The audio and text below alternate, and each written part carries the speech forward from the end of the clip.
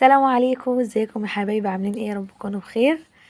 النهارده بقى هنعمل مع بعض حاجه كده سريعه تنفع للعشاء وتنفع برضو للغدا. هنعمل مع بعض طريقه الحواوشي. هقول لكم دلوقتي هنحط ايه على ايه يعني. ودي اللحمه بتاعتنا، طبعا انا كنت جايباها كده من عند الجزار، فهو كان حاطط عليها طبعا اوريدي طماطم وبطاطا وبصل، علشان انا كنت هعملها للحواوشي. بس انا طبعا ايه كان حاطط حاجات بسيطه، حبيت كده ان انا ازود يعني من عندي. فكنت حاطه ما شاء الله كده بتاع نص كيلو بصل وحبيتين طماطم. بس كنت عصره منهم الميه كويس جدا. اهم حاجه يا حبايبي تبقي عصره الميه كويس جدا عشان العيش بتاعك ما يبرولش وانتي حاطه اللحمه بتاعتك. وحطيت طبعا التوابل بتاعتنا، كنت حاطه فلفل اسود وكمون وملح وشويه بابريكا. عايزه تحطي كاري او كركم براحتك عادي يعني، بس دي كانت التوابل المتوفره عندي. وحطيتها كده في الحواوشي بتاعنا. وكمان افضل لو انتي جبتي كيس طعم الحواوشي وحطيتيه عندي، بس انا ما كانش متوفر عندي، وحطيت التوابل اللي انتوا شفتوها دي. وكنت حاطه برضو فلفل، كنت فرماه مع الطماطم. عايزه تحطي فلفل حراق براحتك. انا كنت حاطه فلفل احمر كده بس كان مش حراق يعني، كان فلفل رومي بس. وده كده طبعا الخلطه بتاعه الحواوشي بتاعتنا ما شاء الله زي ما انتوا شايفين كده. هجيب بقى العيش بتاعنا ومش هقصه، مش هحوش منه اي حاجه خالص. في ناس بتقص منه حته كده، انا ما بح... انا بحوشه وبفتحه كده زي ما انتوا شايفين. وهعمل كوره كده في كل في كل رغيف. طبعا هحط طبعا كل العيش قد بعضه، كور كده قد بعضها. وهفردها كده في العيش بتاعنا بايديكي، هتفرديها وبعد كده هتدوسي كده على الرغيف من فوق علشان اللحمه تتفرد في العيش كله ومبقاش عشان الجوانب يعني يبقى فيها لحمه ومتبقاش ناشفه. بس كده هعمل كل طبعا العيش بتاعنا زي ما انتوا شفتوا كده. اول رغيف، كل رغيف هحط له كوره زي ما انتوا شايفين كده. ويا ريت يا حبايبي اللي اول مره اتفرج على القناه بتاعتي يا ريت يشترك لي في القناه، يفعل لي الجرس ويعمل لي كومنت حلو كده يشجعني فيه انزل فيديوهات تاني. وما تنسوش اسم قناتي اسمها ام العيال في البيت بيتي.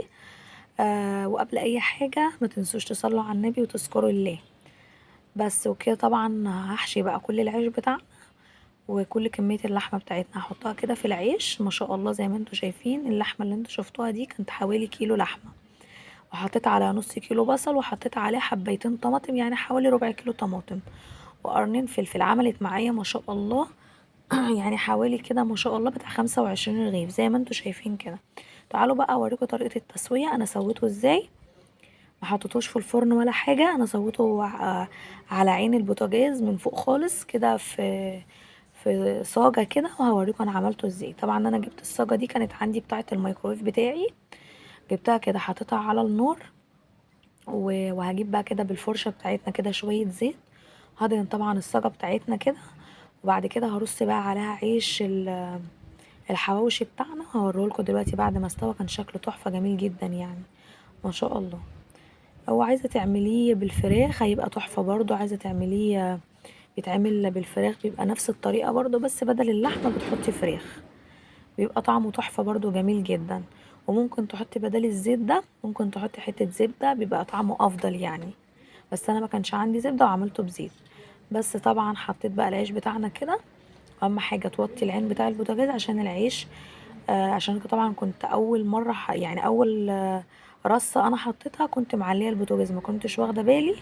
فطبعا العيش لسع مني من تحت. فطبعا ما تغلطيش الغلطة بتاعتي دي ووطي البوتاجاز علشان يستوي معاكي كويس ويبقى لونه فاتح كده وجميل.